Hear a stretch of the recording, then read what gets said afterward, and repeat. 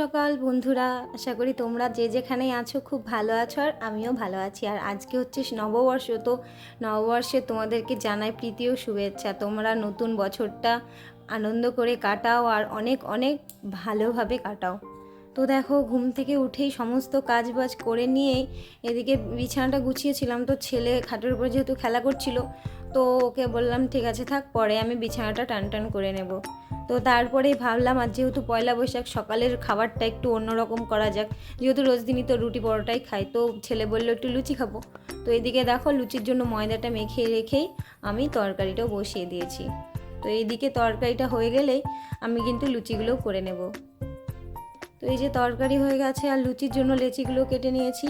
আর ছেলের বায়না হচ্ছে প্রথম লুচিটা ও নিজে করবে, মানে সব কাজেই মানে ওই আগে আগে চলে যায়।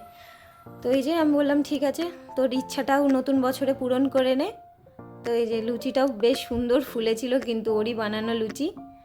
তো আমি উল্টে পাল্টে দিয়ে আমি নামিয়ে দিলাম, কারণ ও বাচ্চা। তো চলে গেল। তারপরে আমি এক এক করে সমস্ত লুচিগুলো ভেজে নিচ্ছি। এই যে সমস্ত লুচিগুলো ভাজা কমপ্লিট করে আমি একটা গামলায় কিন্তু রেখে দিয়েছি, আর তার পাশেই তরকারি। তো চলো সকাল সকাল লুচি তরকারিটা খাওয়া যাক। তো ছেলেকে আগে দিয়ে দিয়েছিলাম, ও খেয়ে নিয়েছে, আর তারপরেই যে আমি আমার জন্য নিয়ে নিলাম। আর বরকে বললাম এখন খাবে কিনা, ও বললো একটু পরে খাবে। তো এই যে তারপরে ডাল রান্না করে নিলাম। আর আজকে যেহেতু আমাদের নিরামিষ পয়লা বৈশাখ, হলেও কিচ্ছু করার নেই, কারণ আজকে যেহেতু মঙ্গলবার, নিরামিষের দিন, তাই আমাদেরকে আজকে সমস্ত নিরামিষ রান্না করেই খেতে হবে। ভালো খাবো ইচ্ছা করলেও কিন্তু উপায় নেই। তো ডাল হয়ে গেছে আর এদিকে তরকারিটাও হয়ে গেছে। তো তারপরে জিমির খিদে পেয়ে গেছিলো, তো ওর জন্য খাবার তো আগেই ভিজিয়ে রেখেছিলাম। তারপরে ওকে কিন্তু আমি খেতে দিয়ে দিলাম। তো এই যে শুধু বাকি ছিল আলু ভাজা আর ভাতটা, কারণ ভাতটা আজকে লাস্টেই বসিয়েছি।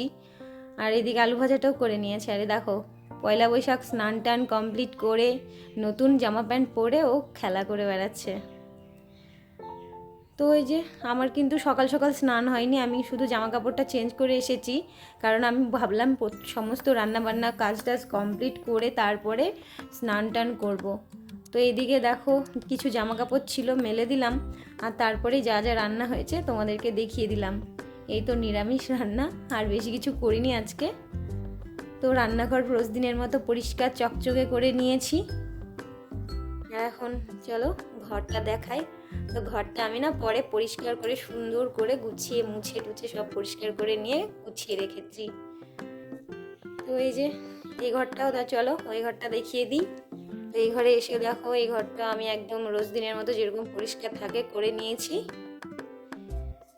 তো এই ঘরে এসেই ভাবলাম সমস্ত কাজ যখন হয়ে গেছে, এখন একটা কাজই বাকি আছে, সেটা হচ্ছে ঘরটা ঝাঁট দেওয়া। কারণ সমস্ত কাজ কমপ্লিট করা, রান্না বান্না কমপ্লিট করার পরে কিন্তু দেখবে ঘর বারান্দাগুলো না ধুলো ধুলো থাকে। মানে হাঁটা চলা যতই তুমি সকালে পরিষ্কার করে কাজ করো না কেন, দেখবে দুপুরবেলাতে কিন্তু অনেকটাই ধুলো ধুলো পড়ে। একে হাওয়াতে শুধু ধুলো আসেই, আর সবার হাঁটা চলা কাজ টাজ টুকিটাকি রান্নাঘরের কাজ যাই করো না কেন একটু ধুলো আসেই। তো আমি এইদিকে ঘর বারান্দাটা ঝাড়টা দিয়ে নিচ্ছি, আর জিমি সোনা তো আছেই আমাকে জ্বালানোর জন্য। তো আমি যেই ঘরে ঢুকেছি ও সোজা চলে এসেছে, আর ওকে ছেড়ে দিলে কিন্তু আমার কোনো কাজ হবে না, ও পায়ে পায়ে ঘুরে বেড়াবে। তো আমি ওকে কোলে নিয়েই কাজ শুরু করে দিয়েছি। এই যে আমার ঝাঁটা, এই ঘরটা ঝাঁটটা দিয়ে আমি সমস্ত ঘর কিন্তু ঝাঁটটা দিয়ে নেব।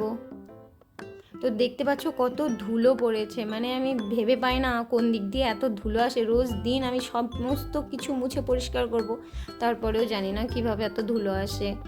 ভালো লাগে না ধুলোর জন্য, খুব বিরক্ত লাগে। আমার মনে হয় যেন যেরকম পরিষ্কার করছি ঘর বাড়িটা যেন সেরকম চকচকে থাকে, তাহলে আর খাটনি করাও লাগে না, আর মানে কি বলবো, মনটাও বেশ ভালো থাকে।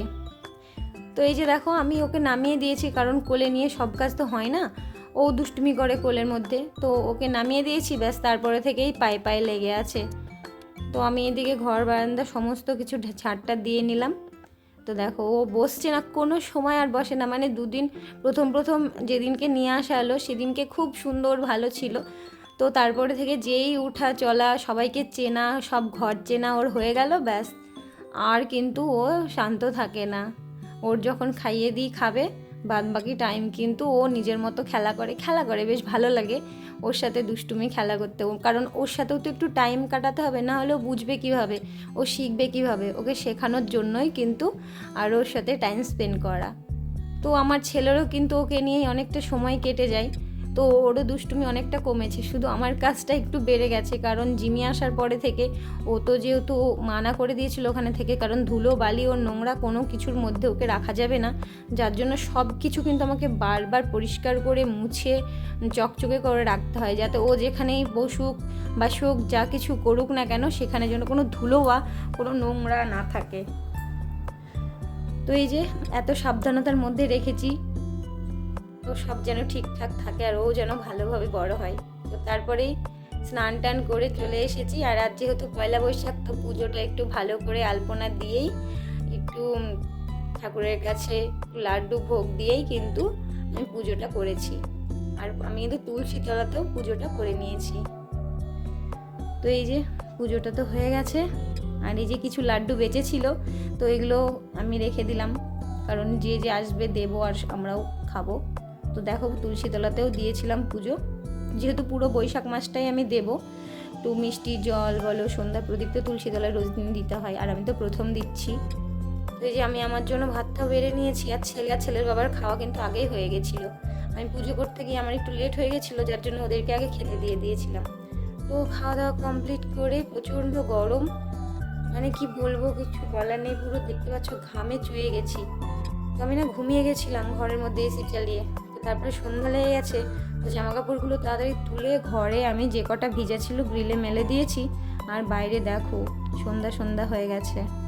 তো এখন আমার প্রচুর কাজ আছে, কিন্তু আমি ভাবছি আগে সন্ধ্যাটা দেব না কি করব। তো চলো আগে গিয়ে সন্ধ্যাটাই দিয়ে নিলাম, কারণ সন্ধ্যার সময় সন্ধ্যাটা না করলে ভালো লাগে না, সেজন্য আগে ভাগে সন্ধ্যাটা দিলাম আর ঠাকুরের প্রসাদগুলোও তুলে নিলাম। তো এই যে সারাদিনের সংসার জীবন, নতুন বছর এই নিয়েই কাটছে।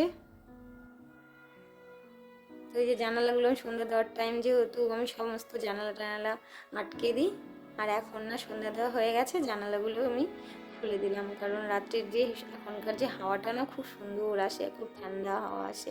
ওপরে অতটাও কিন্তু গরম নেই, ভাবছিলাম হয়তো অনেকটা ওপরে গরম লাগতে পারে, কিন্তু ওপরে যেন ঠান্ডা হাওয়াটা বেশি সুন্দর। তো তারপরে চাটা করে নিলাম, চাটা করেই এই যখন চাটা ঢেলে নেব, তারপরে চাটা খাওয়া দাওয়া কমপ্লিট করে নেব। আসলে চা এমনই একটা জিনিস, হয়তো মানুষের অভ্যাসে পরিণত হয়ে গেছে সকাল সন্ধ্যার চা। আমি অতটাও কিন্তু ভালোবাসি না, তারপরেও এটা একটা টাইম পাসের কাজ করে। আর যারা চা ভালোবাসে তাদের তো মানে প্রত্যেকটা মনে হয় ঘন্টায় যেন চা খাই তাই মনে হয়। তো আমি অতটা ভালোবাসি না, আমার বেশ 2 টাইম পেলেই হয়ে গেল। তো ওই যে এখন চাটাও ঢেলে নিলাম। ঢেলে আজকে ছেলের পড়া নেই, আজকে পয়লা বৈশাখ, যার জন্য ছুটি আছে। তো আর ও কিন্তু ঘুরতে চলে গেছে, ওর মামা মামি সবাই এসেছিল, তো ওদের সাথেও ঘুরতে বেড়াতে চলে গেছে। পয়লা বৈশাখ মেলা হচ্ছে, তো ওখানে গেছে। তো আমি ভাবলাম বেশ এখন ফাঁকা টাইম, ও যখন ঘুরতে গেছে আর কোনো চাপ নেই। তো এই যে চাটা খাওয়ার পরে বসে আছি, আর ছেলে দেখো মেলা থেকে অনেকগুলো ক্লে নিয়ে এসেছে। ক্লে নিয়ে এসে সবজি বানাচ্ছিলাম, এগুলো আমি বানিয়েছি, আর ছেলে আমার দেখা দেখি ও যেমন করে পারছে তেমন করে বানাচ্ছে। কারণ ওকে উৎসাহ না দিলে কিন্তু ও রাগ করবে, ভাববে হয়তো কিছুই পারে না, সেজন্য আমি উৎসাহ দিই যে না বাবা হচ্ছে, তুই তোর মতো বানা। তো দেখো ও কত কি জিনিস বানাচ্ছে, অনেকগুলো সবজি অনেক কিছুই বানিয়েছিল যদিও পরে। তো ক্লে নিয়ে ওই খেলা করছে। তো চলো বাদবাকি কাজগুলো করে নিই, ওর কাছে বসে থাকলেই হবে না। আর এদিকে দেখো চাটার বাসন টাসন সব মেজে ধুয়ে নিয়েছি, আর জিমির জন্য কিন্তু খাবার দিয়েছিলাম, তো ওর খাওয়া হয়ে গেছে। ও ঘুরে ঘুরে খাবার খাচ্ছে, যদিও ও কিন্তু এক জায়গায় দাঁড়িয়ে খায় না, যেদিকে খাবার পড়বে সেদিকেই ঘুরে ঘুরে খাবার খেয়ে নেয়।